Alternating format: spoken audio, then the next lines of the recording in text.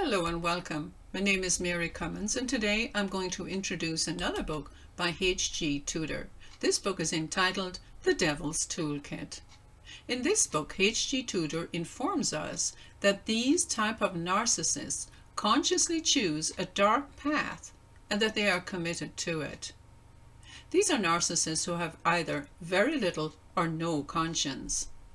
They align with darkness and they have tools to be better able to fulfill their malign role of fuel gathering and ruthless control through a well-studied art of subjugating and then ruining their intimate partner's life. Tudor says that they promise up front to shield and protect you from darkness. It is a game of vain competition and duplicity that begins the moment they introduce themselves to you. I'm going to read the introduction that is stunning in its clarity. And as you listen, look out for the mesmerism and how he is adept at sending a message to influence your energy field so that you like him, even as he is describing how he will denigrate anyone who comes in contact with them. This is what the empath faces and what draws good people to the predators again and again, whether in personal relationships or in life in general. This book is instructive and can help empaths to commit to doing something about their role of compliance. It may be hard to listen to, but awareness of the narcissist strategies is key to learn and to understand and change your attraction to negative intimacy based on suppressed early childhood memories.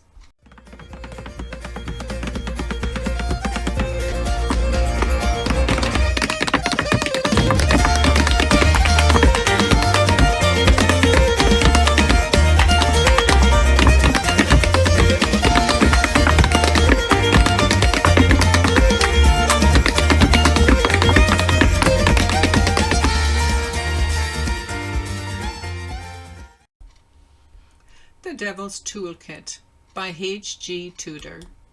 Introduction. When I and those who are like me enter your life, we appear like an angel. Everything we touch is made wonderful. A golden light shines from us, which you find captivating and enthralling. Our words sound like a heavenly orchestra, which is playing just for you. We show you such a perfect love. We wrap you in our arms and tell you how we will always protect you and shield you from the darkness. The world becomes a brighter and more wonderful place because of our arrival. Yet, for all that we appear heaven-sent, we come from a far darker place.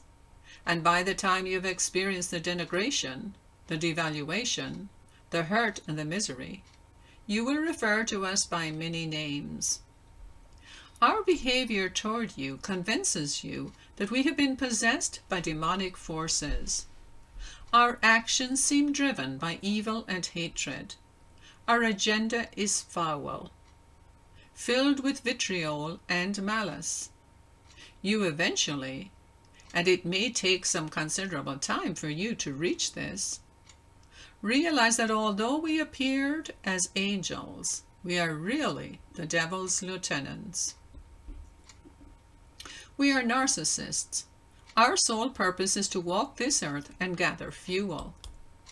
At first, this is done by extracting fuel of a positive nature from the love, admiration, and praise that you will shower us in.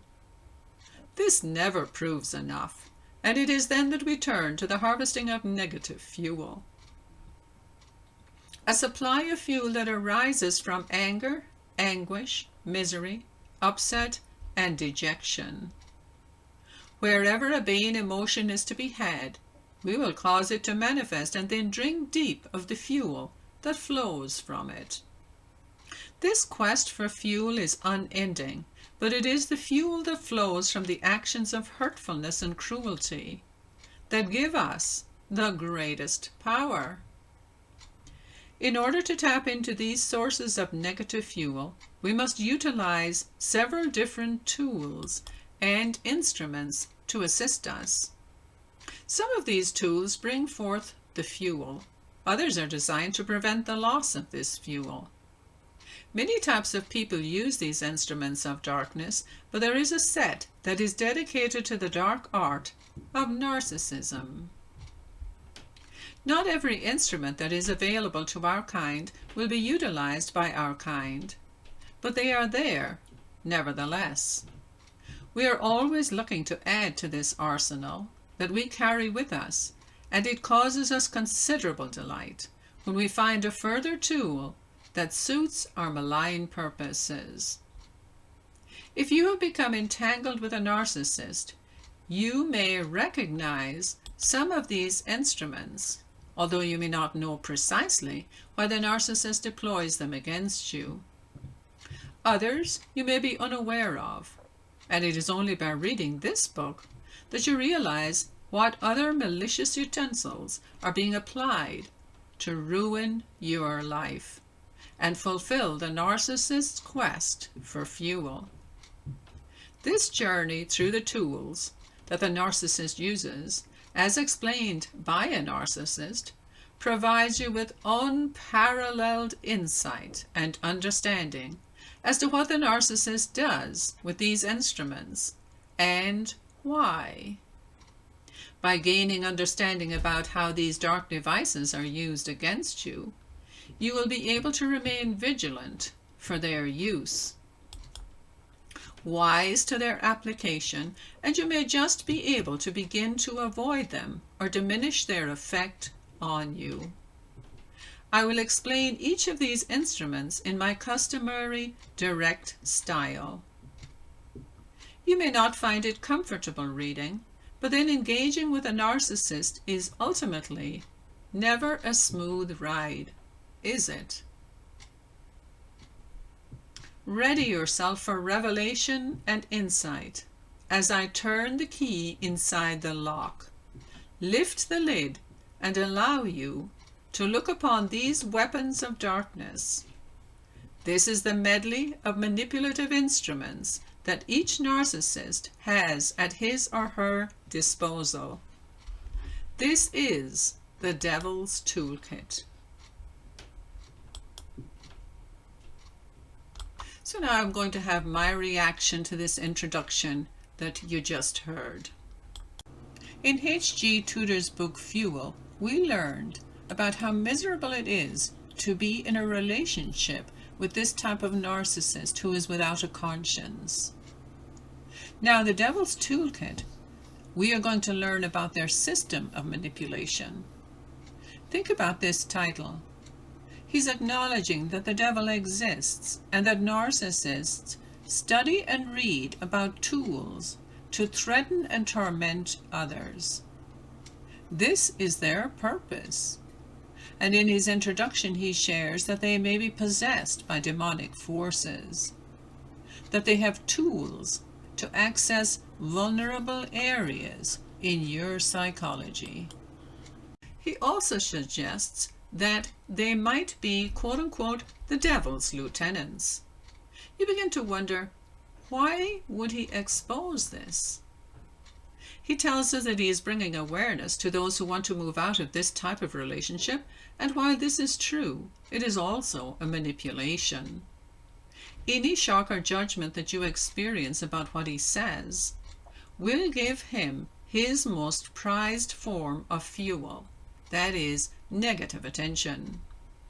When we read or listen to the descriptions in this book as we go through the whole book, and you think, what a skunk, or you demon, well, they are slurping up this energy of condemnation.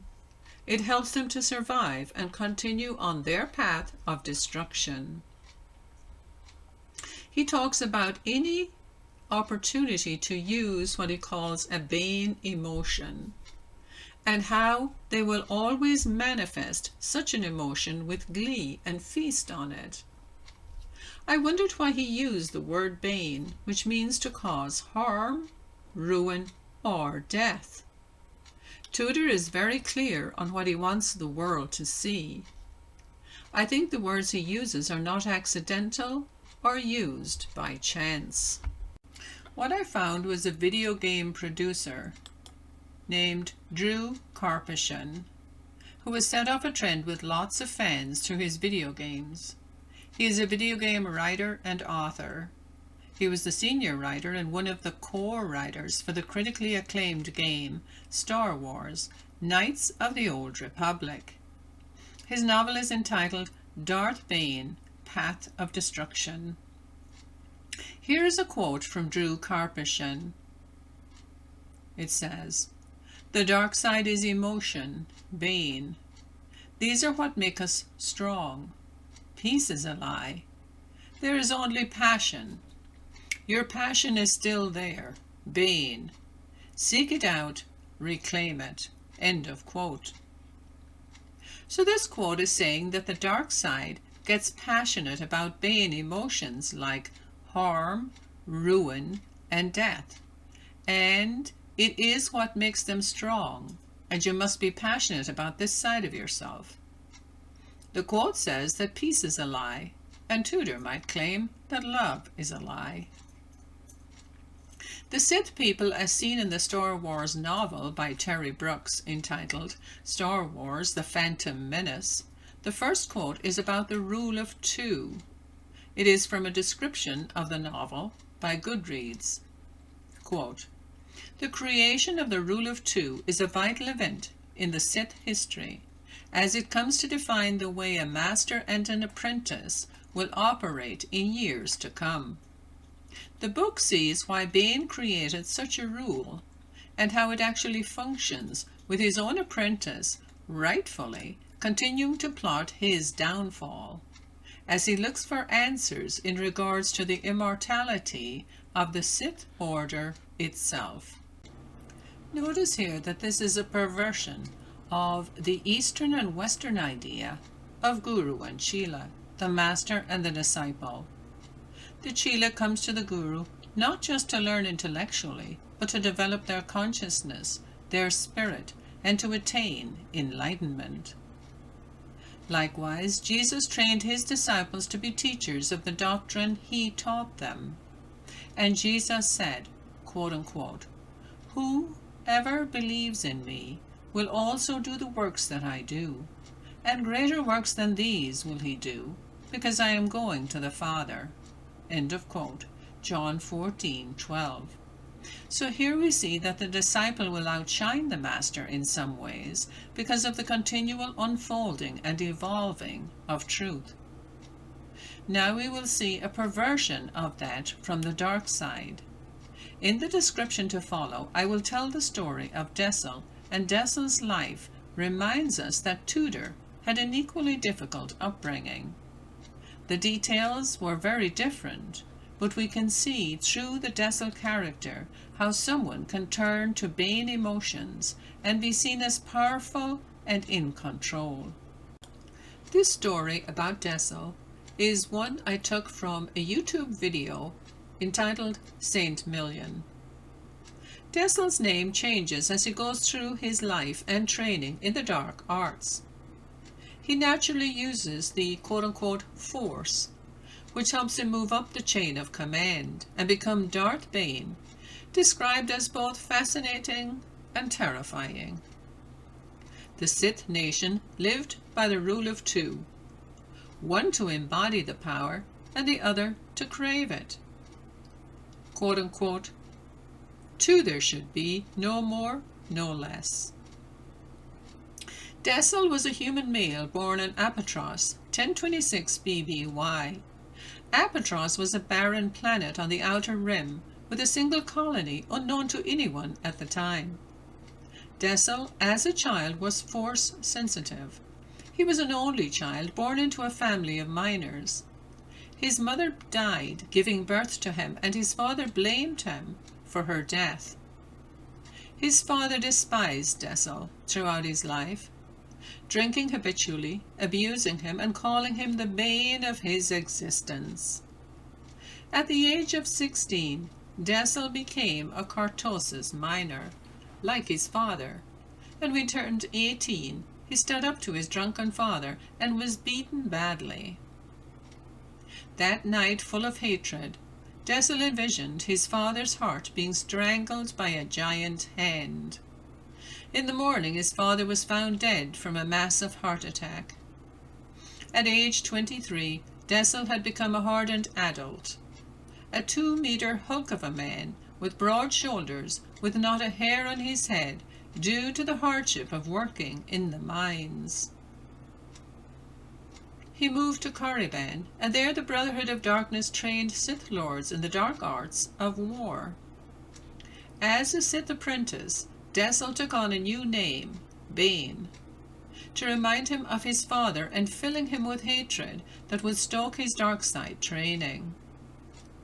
His new goal in life was to understand and command the power of the dark side. Bane studied under the Sith Lords and quickly surpassed his trainers, even some who had trained their entire lives. Bane then challenged a rival, MacArthur, who beat Bane and taunted him. It filled Bane with rage, and he unleashed a wave of powerful dark side energy, accidentally killing his opponent. Instead of being punished, Bane was given extra attention by his blade master, Kasim, to sharpen his lightsaber skills. After the incident, he was feared and respected, but then Bane realized that he had probably caused his father's death years ago using the Force, and he started to fear it. And the wavering made his connection to the dark side weaken, and everyone noticed. And on the story goes, with the introduction of a female apprentice who threatens to kill him. So Tudor, in his introduction to the various manipulative tools that he and his kind uses on empaths, tells us that though he appears as an angel when you first encounter him, that he comes from a very dark place.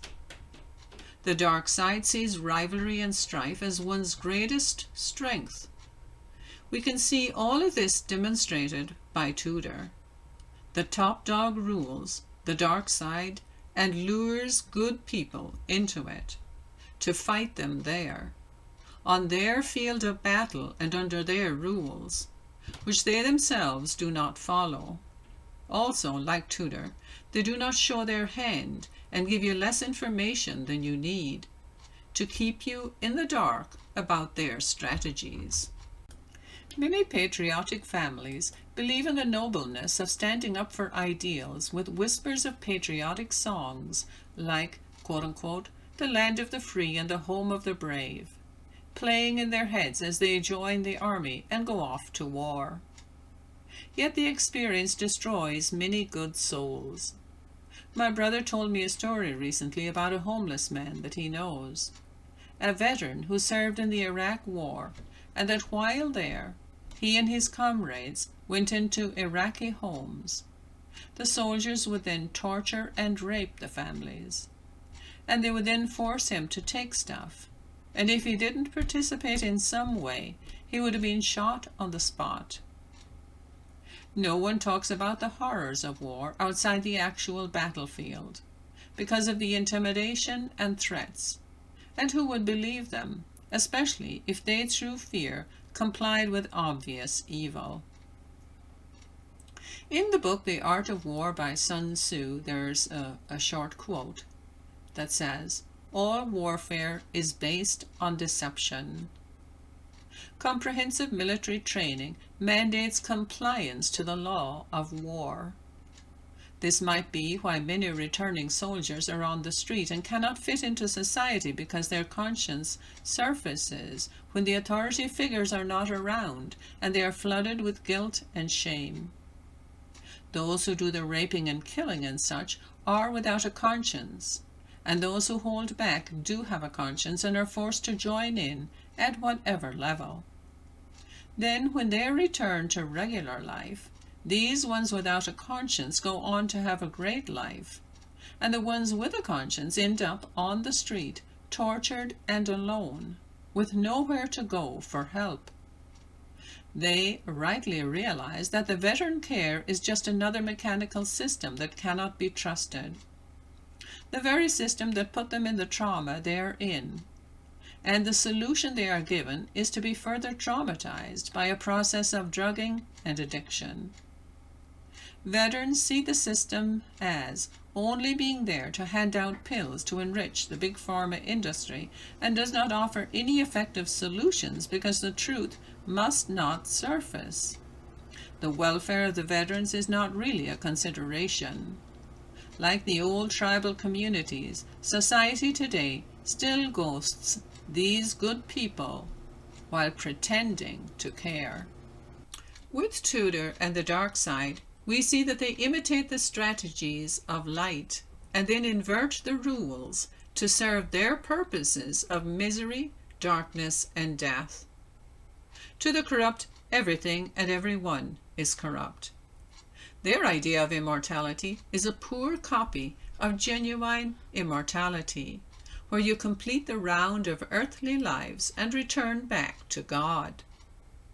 Giving your light and love to these predators takes you further away from God. You get entangled with them and become more like them, and their way is the way of death and destruction.